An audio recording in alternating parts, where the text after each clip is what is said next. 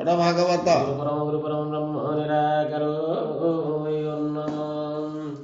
प्रथम स्कंद पंचदश अध्याय श्री सुतवाचम सुत कहती तमने शुण सकल मुनि जने ये मंत राजार वचन शुणी अर्जुन खेद मन जेते कहिले धर्म सुत सुकुन देखि विपरीत कृश अभियोगे खेद मन स्वभावे सुखित वदन तेज प्रताप दूर गोला जीवन थाऊ देह मोला बुझला तेज प्रताप देहरु सब गला बारी ए जीवन थाओ थाओ देह मरी गला जिते बेले देखिले अर्जुन को मलिन दिशुची ए सब प्रकार चिंता कले आ कोन जीव थाओ थाओ जीवन गला बारी देह मरी गला।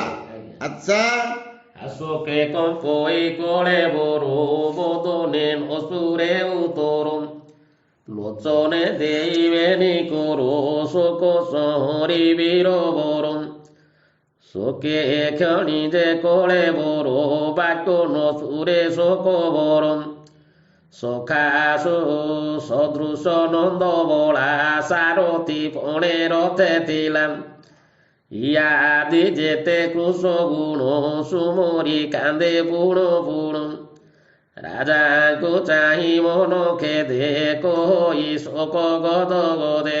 अर्जुन वाचम सन्देश शुण नर नाथ कृषे मोहिले वंचित मोर जीवन बंधु हरि तार वियोगे हत शिरी विषय शरीर मोर देखो प्रतखे नृप बरम जेते को प्रताप मोर देव दानवे अगोचरम मोर जेते प्रताप थिला अर्जुन कहउची देव दानव अगोचर किंतु मो शरीर रु कृष्ण हतश्री देखी मो मनर अस्थिर मोर किसी साहस नाही बा शक्ति नाही से हरि थिले जे पर्यंत मो हृदय रे सब कर्म करि पाथि। अच्छा जेते को प्रताप मोर देव दानवे अगोचरम तेज से कृष संगे गोला जीवन थाऊ देव मोला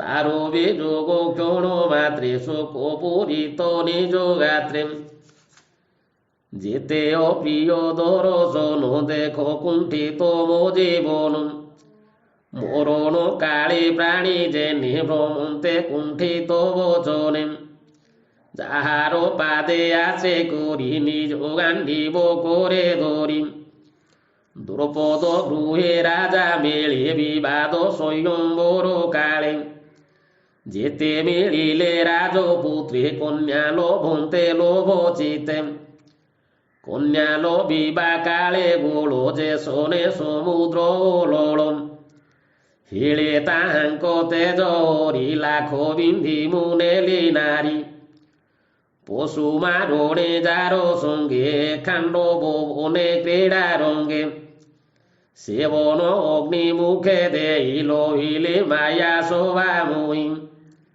অমর গণ তুলে পুনি কিঞ্চিতে ইন্দ্র তেজ জিণী হেমন্ত মিত্র হরি ভণি জহি শেষ নৃপমণি তোর যজ্ঞ কালে মিলি তো পাদে কোলে নেউ চাড়ে যাহার তুলে বেনি বাই চন্দ্রমে বিপ্ররূপ হই রাজাকু বাহু বলে জিণি রাজাকু বন্দী ঘরু আনি তোর যজ্ঞ টানো কালে দ্রৌপদী দেখি তোর কোলে স্বভাবে নারী শিরোমণি কবরী বেশজন জিণী কপট পোষা করি বাদে কৌরবে তোতে শোভা মোদে জিণী পাঞ্চালী কেশ ধরিবি বস্ত্র কলা মধ্যে করি জিণী পাঞ্চালী কেশ ধরিবি বস্ত্র শোভা মধ্যে করি। ସେତେବେଳେ ସମୟରେ ଆଜ୍ଞା दुर्योधन ଆଜ୍ଞା द्रौपदी के सभा मध्य उल्लग्न करेला ଆଜ୍ଞା दुशासन तार हृदय कपड़ा फिड़ी ଆଜ୍ଞା ପର୍ବତ ସମାନ ଗଦାଇଲା। ଆଚ୍ଛା, ସେତେବେଳେ କୃଷ୍ଣ ସାହାଯ୍ୟ କରିଥିଲେ, ସେଇ ବିଷୟରେ ଅର୍ଜୁନ ଆଜି ବହୁତ ଚିନ୍ତିତ ହଉଛି। ଆଚ୍ଛା, ভয়ে পাঞ্চালী সুমরিলা সে ওকে শ্রীকৃষ্ণ রখিলাম পুনি ও জ্ঞান্ত বনবাসে দুর্বাসা ঋষিঙ্কু বিশ্বাসে ভোজন অন্তে রক্ষা অর্থে আয়ুতে বিপ্রঘে নিশাতে ভঞ্জিবা পাই স্নান করি তা জানি প্রভু নর হরি অতিথি রূপে বিজে কলা শেষে যে শোকর্ণ ছিলাম কর প্রসারিতা কাই মুনিঙ্ক মদ মতে তাই কর প্রসারিতা কাই মুনিঙ্ক মন মদে তাই সন্তোষ কলা মন মদে তক্ষণে ব্রাহ্মণ আনন্দে সন্তোষে নিজ পুরে গলে সে দুঃখ সে রখিলে বলেন ভীষ্মাদি থিলে যেতে বীরু শুণু রাজন মন তীর যাহার তেজে ধনু ধরি বলি জিনিলি সুলধারি সন্তোষে মতে উমাকান্ত বইলে বড় মাগো ପାର୍ଥ। ଅର୍ଜୁନ କହୁଛି, ଇଏ ଯେତେବେଳେ ଅଗ୍ନିଦାହ ହୋଇଥିଲା, ଯେତେବେଳେ ମୁଁ ଯାଇଥିଲି ଭ୍ରମଣ କରି, ସେତେବେଳେ ସମୟରେ ନବକୁଞ୍ଜର ରୂପ ହୋଇଥିଲା ଈଶ୍ୱର। ସେ ରୂପ ଯେତେବେଳେ ଦେଖେଇଲା, ସେ ଧନୁ ହୋଳରେ ତାଙ୍କୁ ଦହନ କରି ଶିବର ନିଜ ରୂପ ଦେଖିଲି। ସେ ମତେ ପଶୁପତ ଦେଲା, ଦୁର୍ଗା ଅକ୍ଷୟ ତୃଣୀ ଦେଲେ, ମୁଁ ତାଙ୍କଠୁ ଲାଭ କରିଥିଲି। ଆଚ୍ଛା, ପାର୍ବତୀ ଶ୍ୱାସ ରୋହିତ ବର ଯାଚିଲେ ପଶୁପତ ହର ବିଶ୍ୱାସେ ମତେ ପୁଣି ପାର୍ବତୀ ଦେଲେ ଅକ୍ଷୟ ତୃଣୀ ସେବେନି ଶସ୍ତ୍ର ପାଇବନି ମିଳିଲେ ଇନ୍ଦ୍ରର ଭୁବନେ ନର ଶରୀରେ ସୁର ବେଶେ ମିଳିଲେ ଯେ ହରି ବିଶ୍ୱାସେ ବିଷ୍ଣୁର ତେଜ ଦେଖି ମତେ ସର୍ବଦେବତା ପୁରୋହିତେ বিচারি সর্বে অনুমানে বসাই ইন্দ্রর আসনে মতে পূজিলে পুরস্কারে মু পুଣି রহি স্বর্গপুরে সর্বদেবতাঙ্ক বিশ্বাস অসুর বଳ କରି ନାଶ। ଯେତେବେଳେ କଣ କହିଲେ, ଯେତେବେଳେ ମୁଁ ଇନ୍ଦ୍ରପୁରକୁ ଗଲି, ଇନ୍ଦ୍ରପ୍ରସ୍ଥକୁ, ସେତେବେଳେ ଦେବତା ଋଷି ଯେତେ ଥିଲେ ସମସ୍ତେ ଆସନ ଦେଇ ବସାଇ ସମସ୍ତେ ମାନ୍ୟ କଲେ। ସେଥିରେ ମୁଁ ଅସୁରମାନଙ୍କୁ ସଂହାର କରିଦେଲି। ଅର୍ଜୁନ କହୁଛନ୍ତି ଯୁଧିଷ୍ଠିରକୁ। ଆଚ୍ଛା, ଇନ୍ଦ୍ର ସହିତେ ଯୁଧ ଭାବେ ଶୁଦ୍ଧ ଭାବେ ମତେ ଯେ ପୂଜିଲେ କୌରବେ ଯାହାର ଏତେ ପୁରସ୍କାର ସେ ହରି ମତେ କଲେ ଦୂର ଯେତେ ଗୋବିନ୍ଦ ବନ୍ଧୁ ଗଣେ କୁରୁ ସାଗର ଘୋର ରଣେ ତରିଲେ ଦୁସ୍ତର ସାଗର ଦେବଦାନବେ ଅଗୋଚର ସମରେ ରିପୁ ବଳ ଜିଣି ଅନେକ ଧନ ରତ୍ନ ଆଣି। ଏଇ ସମରରେ ରିପୁ ବଳ ଜିଣି ଅମୂଲ୍ୟ ଧନରତ୍ନ ଆଣି, ବୋଲେ ବହୁତ ଧନ ସମ୍ପଦ ଯାହା ତାଙ୍କର ଏଇ ରିପୁ ବଳ ଜିଣିକିରି ସମସ୍ତଙ୍କୁ ହରେ ଆଣିଦେଲେ। ଆଚ୍ଛା, ସେ କୃଷ୍ଣଙ୍କ ସାହସରେ। ଆଚ୍ଛା ଆଚ୍ଛା ଆଚ୍ଛା, ରତ୍ନ ମୁକୁଟ ମଣିପୁରେ ଥିଲା ଯେ ରାଜାଙ୍କର ଶିରେ ତାହା ତରିଲେ ବାହୁ ବଳେ ନିର୍ଭୟ ଓବନି ମଣ୍ଡଳେ। ଇନ୍ଦ୍ରର ମୁକୁଟ ବି ଆଣିଲି।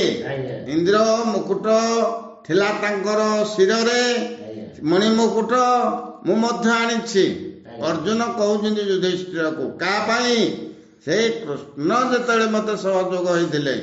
ଆଚ୍ଛା, ରତ୍ନ ମୁକୁଟ ମଣିପୁରେ ଥିଲା ଯେ ରାଜାଙ୍କର ଶିରେ ହରିଲେ ବାହୁ ବଳେ ନିର୍ଭୟ ଓବନି ମଣ୍ଡଳେ ଯେ ହରି ମୋର ରତେ ବସି ଅଗାଧ କୁରୁ ବଳ ଦାସୀ ଭୀଷ୍ମ ସବିତା ସୁତ କୃପ ଶଲ୍ୟ ସହିତେ ଯେତେ ନୃପ ତାହାଙ୍କ ମତେ ରଥ କରି ହରିର ସୈନ୍ୟ କରେ ମାରି ରିପୁ ଆୟୁଷ ସଙ୍ଗେ ମନ ହରିଲେ ଶ୍ରୀ ନନ୍ଦନ ନନ୍ଦନ বিরাট ওদন রণে মহাদুস্তর ঘোর রণে সে কুরু দুস্তর সাগরে বিষ্ণু সহিতে কেতে বীরে অমোঘ সরোবর সন্ধি দেবদানবে নাই ভ্রান্তি যার চরণে আশা করি তাহাঙ্ক বড় দর্প হরি গোধনন এলি নিজ পুর সে হরি মতে কলে দূর যার মহিমায় সংসারে হরিণ স্তরন্তি নরে স্বভাবে সে যে সত্যব্রত সংগ্রামে থিলা ভূমিগত যাহার পাদ পদ্ম চিতে জ্ঞানী যে ভজু থাନ୍ତି নিতে ବୁଝିଲ ଯାହାର ନାମକୁ ଜ୍ଞାନୀ ମାନେ ସବୁବେଳେ ଭଜୁଛନ୍ତି ଆରେ ପୂଜା କରିବା କାହାକୁ କିସ ସେଟା ବିଷୟରେ କହୁନାହାନ୍ତି ଯେ ଜ୍ଞାନ ଭଜୁଛି ଶ୍ରବଣ କୀର୍ତ୍ତନ କରୁଛି ସିଏ ତାଙ୍କୁ ଜାଣେ ହରିର ମହିମା ଆଚ୍ଛା আমোহার থিঙ্ক চিতে যাই প্রবেশ কোলে ভাবগ্রাই নয়নে অরূপ দেখন্তি দেখন্তে কেহি নো আনন্তি সে কৃষ অসি মোর পাশে শোভিত শুক্ল মন্দ আসে আনন্দে করে কর দরি বিবিধ হাস্য হাস্য করি হে পার্থ হে অর্জুন সখে করু নন্দন মন দুঃখে তাহার গুণ কর্ম যেতে কহন্তি মোহর ব্রতে শয়ন আসন ভোজনে মুহি যে তাঙ্ক শনি ধ্যানে সঙ্গে বিহরি দাস পুণে রাত্রে করে প্রহরণে সে অপরাধ মোর হরি লোঘে দেহ চিতে ভরি সখীর সখী যেনে সহি পিতা মাতাঙ্কু যেনে পোয়ে নৃপেন্দ্র শুণ মোর বাণী মতে ঠকিলে চক্র পাণী মোহর প্রিয় সখা হরি লোঘে দেহ চিত ভরি দেখো মোহর বীর পুন মার্গে গোবিন্দ পত্নী গুণ আবরিন ও পারিলে বলে তো চড়ে উঠিলে ও পাড়ে সেই গান্ধিব ধনু মোর সেই অক্ষয় তৃণ ভার সেই বিমান দেখো ক্ষণকে হইলে নিরেখ যাহার তেজে নূপ গণে নমন্তি মোহর চরণে তার বিযোগে তনু কিণ দিশে দিগে দিশন্তি মতে শূন্য ଯାହା ପାଇଁ ମତେ ଲୋକ ଦର୍ଶନ କରୁଥିଲେ ପୂଜା କରୁଥିଲେ ଯେତେ ସମସ୍ତ ଅସୁରମାନଙ୍କୁ ଧ୍ୱଂସ କରୁଥିଲେ ସେତେବେଳେ ହରି ମୋ ପାଖରେ ଥିଲେ ମୋ କରରେ ଥିଲେ ତାଙ୍କ ସହିତ ଭଜନ ଶୟନ କରାହେଉଥିଲା ଯେତେବେଳେ ସେ ହରି ଗଲେ ଭାରି ମୋ ଶରୀର ଦୁର୍ବଳ ହଉଛି ଆଚ୍ଛା ଯାହାର ତେଜେ ନୃପ ଗଣେ ନମନ୍ତି ମୋହର ଚରଣେ ତାର ବିଯୋଗେ ତନୁ ক্ষীণ দিশে দিগে দিশন্তি মতে শূন্য সে প্রাণনাথর বিযোগে বস্নু যে শোনে বিভাগে কুহুক সদৃশ রূপাত্রে প্রত্যক্ষ ওহি নিজ নেত্রে শুনো এর রূপ সুদ চেতা বন্ধু বান্ধবঙ্ক আরতাম ওপরে যেতে যদু কুলে নিশ্চিন্তে তিলে কুশ তোলে ব্রাহ্মণ সাপে অবদানে মিলিলে এরো কারো বনে বারুণী মধ্য কলে পান হইলে হত জ্ঞাନ ଯେତେବେଳେ କୃଷ୍ଣଙ୍କ ପୁତ୍ର ମାନେ ଖେଳ କରୁଥିଲେ ସମୁଦ୍ର ତୀରରେ ସେତେବେଳେ ସମସ୍ତେ ମୁନିମାନେ ତାଙ୍କୁ ଅଭିଶାପ ଦେଇଥିଲେ ତାଙ୍କୁ ପଚାରିଲେ ସେ ଗର୍ଭ ବିଷୟ ସେଥିପାଇଁ ମିଛରେ ତୁମେ କହୁଛ ବୋଲି ସେତେବେଳେ ଋଷିମୁନି ମାନେ ଶାପ ଦେଇଥିଲେ ତମେ ଯଦୁବଂଶ ନିଶ୍ଚୟ ନାଶ ହେବ ସେତେବେଳେ ବାରୁଣୀ ପାନ କରିଥିଲେ ଆଚ୍ଛା ବାରୁଣୀ ମଧ୍ୟ କଲେ ପାନ ଓଳେ ହଇଲେ ହତ ଜ୍ଞାନ হিরোকা মুটি করে ধরিয়ে কুয়ারে কোরাম মরি ଆତ୍ମାକୁ ନ ଜାଣନ୍ତି ବୋଲି ମିଳିଲେ ବ୍ରହ୍ମଶାଖ ବୋଳେ। ଏଡ଼େ ଜାତ ଅବବଳ ନାଶ ହୋଇଲେ 7 5 ଶେଷ। ବୁଝିଲା ଆଜ୍ଞା ଦାନବ ବଳ ସମସ୍ତେ ନାଶ ହେଲେ, ଆଜ୍ଞା ରହିଲେ 5 7 ଅଂଶ ରହିଲେ। ଆଜ୍ଞା ଆଜି ବି ମଧ୍ୟ ଏ ଭାରତରେ 5 7 ଅଂଶ ରହିବେ। ସମସ୍ତେ କଳିର ପ୍ରତାପରେ ନାଶ ହେବେ, କିନ୍ତୁ କା ମୁଖରେ ହରିବାଣୀ ନାହିଁ। ନାନା ପ୍ରକାର କାର୍ଯ୍ୟ କର୍ମ ଇତ୍ୟାଦି କରିବା ପାଇଁ ସମସ୍ତଙ୍କ ମୁଖରେ ଅଛି। ବୁଝିଲ, ହରିବାଣୀ କା ମୁଖରେ ନ ରହିବା ଦ୍ୱାରା ତାହେଲେ ବିପଦ ସବୁ ଘଟିଲା।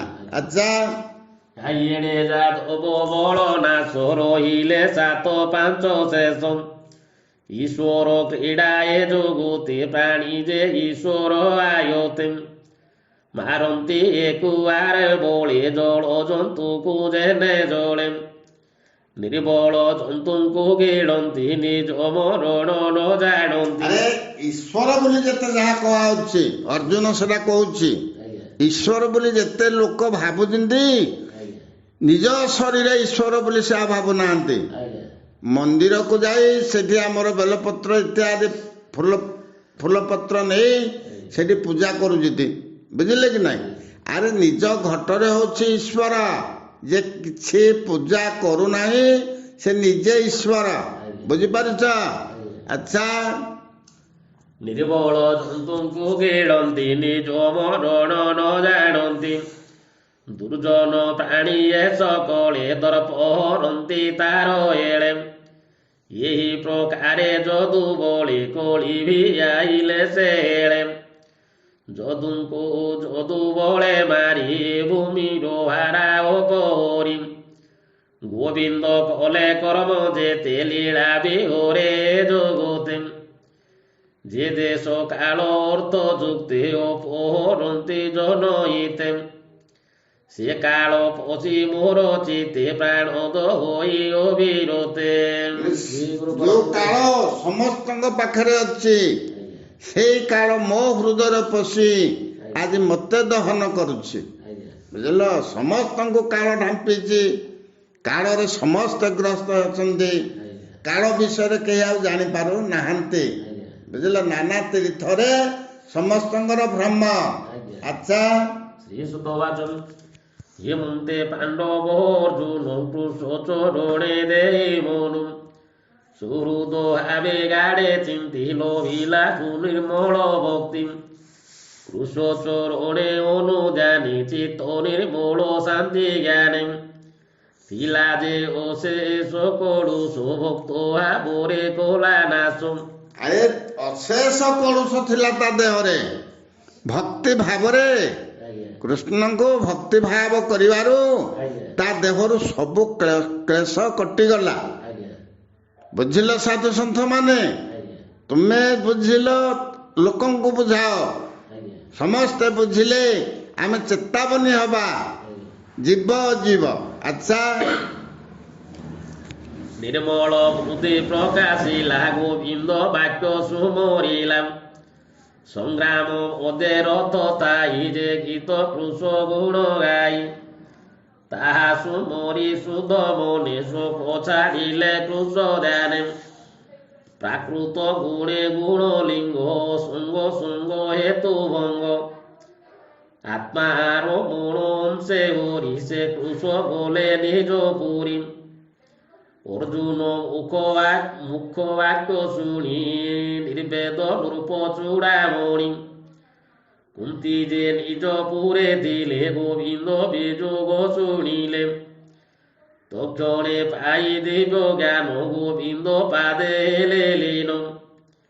ଆତ୍ମା ନିବୃତ ଜ୍ଞାନ ଯୋଗେ ନିଶ୍ଚଳ କରି ସ୍ୱର୍ଗ ମାର୍ଗେ। ବୁଝିଲ ପିଲେ?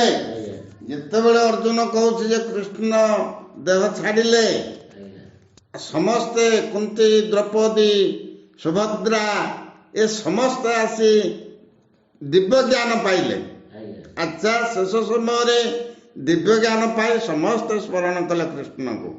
ଆଚ୍ଛା, ଆଜାଗେ ଗୋବିନ୍ଦ ମୋହିତେ ଯିଶ ଭାବେ ନିତ୍ୟ ଧର୍ମେ ବର୍ଜି। ତାର ମହିମା ନର ଲୋକେ ସାଧିବେ ଏକୁ ଗୁଆରୋକେ। କହି ଚଳନ୍ତି ଭଗବାନ କଳିଆ ଗୋମ ସେଇଦିନ।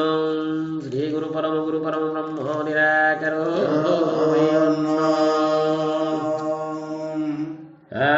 ଅଳିନ ନର ଲୋକେ ଆସି ମିଳିଲା ନର ଲୋକେ ଆସି ତକ୍ଷଣେ ଗ୍ରାମେ ଗ୍ରାମେ ପଶି ସକଳ ପୁରେ ପ୍ରାଣୀ ଚିତେ ଲୋଭ ବଡ଼ଇ ଦମ୍ଭ ମତେ ପ୍ରାଣୀ ନାଶନେ ଧର୍ମ ନାଶେ ପ୍ରାଣୀଏ କଳିର ବିଶ୍ୱାସେ ନିଷ୍ଠୁର ଚିତ ସର୍ବଜନ ତା ଦେଖି ଧର୍ମର ନନ୍ଦନ ସ୍ୱର୍ଗ ମନ ମନେ ପୁଣି ତକ୍ଷଣେ ପରଖିତେ ଆଣି ଉତ୍ତମ ରାଜ ଚିହ୍ନ ଦେଖି ସକଳ ଗୁଣେ ଉପଲକ୍ଷୀ ଆତ୍ମାର ତୁଲ୍ୟ କରି ମଣି ଅନେକ ତୀର୍ଥ ଜଳ ଆଣି ହସ୍ତିନାପୁରେ ଅଭିଷେକ ସ୍ଥାପିଲେ ନୃପନର ଲୋକ। କୃଷ୍ଣ ଦେହ ଛାଡ଼ିବା ଯୋଗୁଁ ସେଥିପାଇଁ ଏଠୁ ଆଣିଲେ କାହାକୁ ପରକ୍ଷିତକୁ ଆଣି ନାନା ତୀର୍ଥ ଜଳ ଆଣି ତାଙ୍କୁ ଅଭିଷେକ କଲେ। କାହାକୁ ଅଭିଷେକ କଲେ? ଆଚ୍ଛା, ପରକ୍ଷିତକୁ ଅଭିଷେକ କଲେ। ସିଏ ଆଉ ରାଜପଦରେ ଯୁଧିଷ୍ଠିର ରହିବ ନାହିଁ, ସେ ତାଙ୍କର ସ୍ୱର୍ଗକୁ ପଳାଇବେ।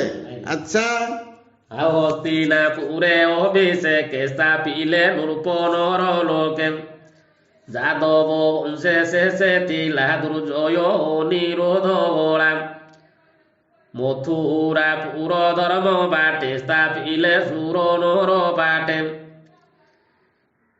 ସକଳ ଭୋଗ ଦୂର କରି ଶରୀର ବୋଧ ପରି ଆତ୍ମାରେ ଆତ୍ମା ଅଗ୍ନି ଜାଳି ସର୍ବ ବିଷୟ ଘୃତ ଢାଳି ଜ୍ଞାନ ଗୋଚରେ ଅଗ୍ନିପାନ ତକ୍ଷଣେ ଧର୍ମର ନନ୍ଦନ ସର୍ବ ସମ୍ପଦ ଦୂର କରି ନିର୍ମଳ ଚିତ ଧ୍ୟାନ ଧରି। କଣ କଲେ ସେଠି? ସର୍ବ ସମ୍ପଦ ଦୂର କରିଦେଲେ, ନିର୍ମଳ ଚିତ୍ତ ହରିକି ଭଜିଲେ। ଆଚ୍ଛା, ସ୍ୱର୍ଗ ପ୍ରାପ୍ତ ପାଇଁ ବୁଝିଲେ ପିଲେ? ଆଚ୍ଛା, ଓ ଶେଷ କର୍ମ ପାଶ ଛେଦି ତ ସେ ଶରୀର ରନ୍ଧ୍ର ରୁନ୍ଧି ମନ ବଚନ ଲୀନ କରି ବାୟୁ ଧାରଣେ ପୁଣି ଧରି ଅଜ୍ଞାନ ଉତ୍ସର୍ଗ ସହିତେ କୁଣ୍ଠିତ ମାର୍ଗ ଅନ୍ତର୍ଗତେ ପୁଣି ଦେହ ପଞ୍ଚ ପ୍ରାଣ ଜୀବର ଯେତେ ପରିତ୍ରାଣ ସକଳ ଗୁଣେ ଗୁଣ ଧରି ଆତ୍ମାରେ ଆତ୍ମା ହୋମ କରି ବ୍ରହ୍ମା ନିର୍ବାଣେ ତୋଇ ଚିତ ତୋର ପୋତେ ଉପଗତ ସୁସ୍ଥିର ମନ ନିରାର ମୌନ ମୁକ୍ତ କେଶଧର ଜଡ଼ ଉନ୍ନତ ମତ ପ୍ରାୟ କେହି ଦେଖାଇ ନିଜ କାୟ ଜନବଦନକୁ ନ ଚାହିଁ ଅନ୍ଧ ବଧିର ପ୍ରାୟ ହୋଇ ହୃଦେ ନିବେଶିବେନି ପାଣି ଉତ୍ତର ଦିଗେ ନୃପମଣି। ଆରେ ଉତ୍ତର ଦିଗ କହିଲେ କୃଷ୍ଣଙ୍କ ଉତ୍ତର ଯାହା କହିଥିଲେ ସେଇ ଉତ୍ତର ପଥଟାକୁ ଚାହିଁ ପଞ୍ଚପାଣ୍ଡବ ଗମନ କରିବା ପାଇଁ ଇଚ୍ଛା କଲେ। ଆଚ୍ଛା, ପୂର୍ବେ ଅଶେଷ ମୁନି ଜାନ୍ତେ ମୁଖ୍ୟ ହୋଇଲେ ଯେଉଁ ପଥେ ପରମ ବ୍ରହ୍ମ ଚିନ୍ତା କରି ପ୍ରସ୍ଥାନ ସ୍ୱର୍ଗ ପଥେ ହରି ପଥେ ଚଳନ୍ତି ଚାରି ଭାଇ ରାଜାର ଅନୁରୂପ ହୋଇ ପ୍ରଜାଙ୍କୁ କରି ଆଲିଙ୍ଗନ ରୋଷ କରି ସର୍ବଜନ ଏ ସାଧୁ ଶାନ୍ତ ସତ୍ୟ ଗୁଣୀ ଆତ୍ମାର ଅନ୍ତର୍ଗତେ ଜାଣି ମନ ନିବେଶୀ କୃଷ ବାଦେ କୃଷର ଭକ୍ତ ପ୍ରମାଦେ। ସାଧୁ ଯେତେ ଥିଲେ ତାଙ୍କର ପ୍ରଜାମାନେ ଯୁଧିଷ୍ଠିର ତାଙ୍କୁ ସମସ୍ତଙ୍କୁ ଆଲିଙ୍ଗନ କଲେ, ଖୁସି କରାଇଲେ, ମନ ସନ୍ତୋଷ କରାଇଲେ। ଆଚ୍ଛା, ସିଏ ଏଠୁ ସ୍ୱର୍ଗକୁ ଚାଲିଲେ, କାହାକୁ ଆଉ ଅନେଇଲେ ନାହିଁ। ଆଚ୍ଛା, ନିର୍ମଳ ଚିତେ ତାଙ୍କରୁ ଗୋବିନ୍ଦ ପାଦ କରି ସାର କୃଷଚରଣେ ଚିତ ଦେଲେ ପରମ ଗତି ସେ ଲୋଭିଲେ ବିଦୁର ଥିଲେ ବନବାସେ ପ୍ରଭାସ ତୀର୍ଥେ ମୋକ୍ଷ ଆସେ ଗୋବିନ୍ଦ ଚରଣ ନିଚଳେ ପ୍ରାଣ ଛାଡ଼ିଲା ଯୋଗ ବଳେ ପିତୃଗଣଙ୍କ ମଧେ ମିଶି ନକ୍ଷତ୍ର ମଧେ ଜେନେ ଶୋଷି। ତାଙ୍କ ସହିତ ବିଦୁର ଇଏ ଯେମିତି ପଞ୍ଚପାଣ୍ଡବ ଯେମିତି ଗଲେ ଯେମିତି ସ୍ୱର୍ଗକୁ ଗଲେ ସେତେବେଳେ ଚିନ୍ତା କଲେ କୃଷ୍ଣଙ୍କ ଚିନ୍ତା କରି ସେ ତାଙ୍କ ଜୀବନ ହରାଇଲେ। ଆଚ୍ଛା ନିଜ ଭୁବନେ ବିଜେ କଲେ ବ୍ରାହ୍ମଣ ସାପୁ ନିସ୍ତରିଲେ। ତକ୍ଷଣେ ଦ୍ରୌପଦ କୁମାରୀ ଭର୍ତ୍ତାର ପତେ ଅନୁସରି। ଆରେ ବ୍ରାହ୍ମଣ କହିଲେ ପଇତା ଲଗା ବ୍ରାହ୍ମଣଙ୍କର ଅଭିଶାପ ନୁହଁ। ଏଇ ଯୋଉ ନବମୁନିଙ୍କ ଅଭିଶାପ୍ୟ ସପ୍ତମୁନିଙ୍କ ଅଭିଶାପ୍ୟ ଏ ଭୃଙ୍ଗୁ ଅଙ୍ଗିରା ଦୁର୍ବାସ ଏମାନେ ଥିଲେ ତାଙ୍କ ମାନଙ୍କ ଅଭିଶାପ ପଡ଼ିଥିଲା ଯାଦବ ବଂଶରେ। ଆଚ୍ଛା ତକ୍ଷଣେ ଦ୍ରୌପଦ କୁମାରୀ ଭର୍ତ୍ତାର ପଥେ ଅନୁସରି। ଗୋବିନ୍ଦେ ଦେଇ ପଞ୍ଚ ପ୍ରାଣ ପଥରେ ଛାଡ଼ିଲା ଜୀବନ। କହନ୍ତି ସୁତ ସୁଦ ଚିତେ ସର୍ବମୁନିଙ୍କ ଜଗତେ। ଶ୍ରୀ ଗୁରୁ ପରମ ବ୍ରହ୍ମ ନିରାକାର। ଶ୍ରୀ ସୁତବାଚ ଏବେ ହୋ ଶୁଣ ବିପ୍ରଜୋନି କୃଷ୍ଣ ମହିମା ଶୁଭମରେ। ଗୋବିନ୍ଦ ଚରଣ କମଳେ ପଣ୍ଡୁକୁ ମୋର ଭାବ ବଳେ। ସଂସାର ମାୟା ଦୂର କଲେ ଜଗତ ଜନନୀ ସ୍ତାରିଲେ। ପରମ ମଙ୍ଗଳ ଏ ବାଣୀ ଯେ ପ୍ରାଣୀ ସୁଧ ଚିତେ ଶୁଣି। ସେ ଭକ୍ତି କଲେ ଅପ୍ରମାଦେ ଅନ୍ତେ ପଶଇ କୃଷ୍ଣ ପାଦେ। କୃଷ୍ଣ ମହିମା ସୁଧାର ସୋଇ ଜଗନ୍ନାଥ ଦାସ। କୃଷ୍ଣ ମହିମା ହଉଛି ସୁଧାରସ। କୃଷ୍ଣଙ୍କୁ ଯଦି ତମେ ମୁଖରେ ଜପିଲ ଭଜିଲ ତାହେଲେ ତମେ ପବିତ୍ରତା ହବ। ଆ କୃଷ୍ଣ ଭଜନ ଛାଡ଼ି ନାନା କର୍ମରେ ଲୋଭ ବଢି ବୁଝିଲ ଏ ଜୀବ ନିସ୍ତାରଣ ହେଇପାରେ ନାହିଁ। କୀଟ ପତଙ୍ଗ ପଶୁ ହୁଏ। ଆଚ୍ଛା ଇତି ଶ୍ରୀମଦ୍ଭାଗବତେ ମହାପୁରାଣେ ପାରମହଂସ୍ୟା ସହିତୟାଂ ବୟାସିକା ପ୍ରଥମ ସ୍କନ୍ଧେ ପାଣ୍ଡବ ହିମାଞ୍ଚଳ ଗମନେ ନାମ ପଞ୍ଚଦଶୋଧ୍ୟାୟ। ଆଚ୍ଛା ପାଣ୍ଡବ ମାନେ ହିମାଞ୍ଚଳ ଗଲେ ବୁଝିଲ ପିଲେ।